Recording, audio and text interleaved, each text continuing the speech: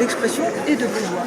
Et c'est pour ça que les femmes qui veulent s'exprimer, qui veulent conquérir la place qui est la leur et qui est leur place naturelle, se trouvent embûchées, si je peux utiliser ce néologisme.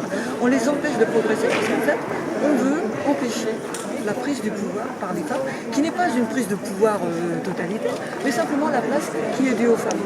Justement, avec votre élection, quel sera vos premiers défis par rapport à cette question bien précise?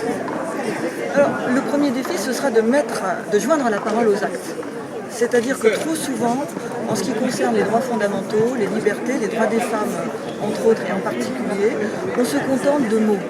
On signe des textes, on fait des déclarations, mais dès qu'il y a un cas pratique, eh bien là, il ne se passe plus rien, on échoue. Donc le défi, ça va être de mettre en pratique concrètement le partage du pouvoir et la montée en puissance des femmes.